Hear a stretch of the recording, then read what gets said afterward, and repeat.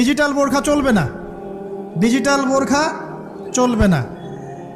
আমার মত, এটা আমি মত দিচ্ছি, আমি আল্লাহর রাস্তায় সময় দিয়েছি অনেক দিন, এবং এখানে যে পর্দাটা শেখানো হয় এরকম পর্দা আমি অন্য কোথাও দেখিনি। এত চমৎকার পর্দা শেখানো হয়।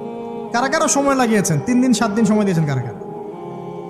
বেশিরভাগই দেন নাই, সমস্যা নাই, দিতে হবে, আমি বাধ্যতামূলক বলিনি আপনাকে, বলেছি এখানে পর্দা শেখানো হয়, চমৎকার পর্দা শেখানো হয়, যে এখানে চোখটা পর্যন্ত তাদের ঢেকে রাখার তালিম দেওয়া হয়। যাই হোক, যেখানেই শেখেন অ্যাটলিস্ট পর্দাটা শিখলেই হলো। এমন পোশাক হবে না যেই পোশাকটা আটো যেটা পরে আপনার গায়ের কাঠামো বোঝা যায়। 2 নম্বরে এমন পোশাক পরা যাবে না যেই পোশাকটা পরলে বাহির থেকে ভিতরের অঙ্গ দেখা যায়। দেখেছেন? দেখেন নাই? দেখছেন হুজুর? আচ্ছা, আপনারা তো সব দেখেন দেখি। তারপরে 3 নাম্বার, এমন পোশাক পরা যাবে না যেটা অমুসলিমদের সাথে সাদৃশ্য আছে। কথা বুঝতে পারছেন? অমুসলিমদের ধর্মীয় বিষয়ের সাথে সাদৃশ্য আছে এমন পোশাক মুসলিম মেয়েদের পরা যাবে না। এর মানে এই নয় যে অন্য ধর্মকে আপনি আক্রমণ করবেন, এটাও নয়। যে যার ধর্ম তাদের স্বাধীনতা মতো পালন করবে। মুসলিমরা বাধা দিবে না। মুসলিমরা দাওয়াত দিতে পারে। কি করতে পারে? দাওয়াত দিতে পারে যে ভাই, যে লা ইলাহা ইল্লাল্লাহর কনসেপ্ট আপনাকে বুঝাচ্ছি, আল্লাহ ছাড়া কোনো মাবুদ নাই, মুহাম্মদ সাল্লাল্লাহু আলাইহি ওয়াসাল্লাম সর্বশেষ রাসূল, এই কোরআন পড়ুন, হাদিস পড়ুন, দেখুন এটাই হচ্ছে মানবতার মুক্তির সনদ।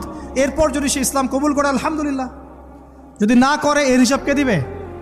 সে নিজে দিবে। এর হিসাব কি আমাকে দেওয়া লাগবে? দেওয়া লাগবে না। তো অমুসলিমদের সাথে সাদৃশ্য আছে এমন পোশাক চলবে না। আর 4 হচ্ছে, পুরুষরা মেয়েদের পোশাক পরতে পারবে না, মেয়েরা পুরুষদের পোশাক পরতে পারবে না।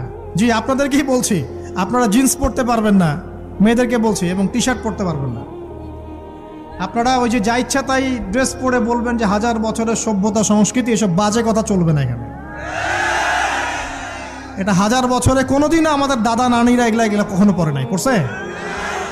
আপনার দাদি কখনো এরকম পরছিল শাড়ি? তো যে বললো 1000 বছর থেকে পরে আসতেছে নাকি?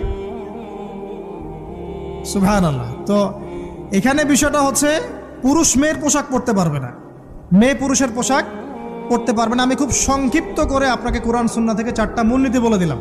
এই 4টা মূলনীতি কোরআনেও আছে, হাদিসেও আছে। আসেন, এই যে নারীর অবমাননা, এই বিষয়টা আইয়ামে জাহিলিয়াতে যেমন ছিল, এখন দেখবেন আরো বড় পরিসরে এসেছে। আসে নাই? এই যে ফ্যাশন শো, দেহের প্রদর্শনী, বিভিন্ন ফিল্মস দেখবেন, ফিল্ম ইন্ডাস্ট্রিজে দেখবেন, মিউজিকে দেখবেন, পর্নে দেখবেন, মেয়েদের দেহটাকে নিয়ে ব্যবসা করা হচ্ছে। আগে তো না হয় কন্যা সন্তান হলে জীবন্ত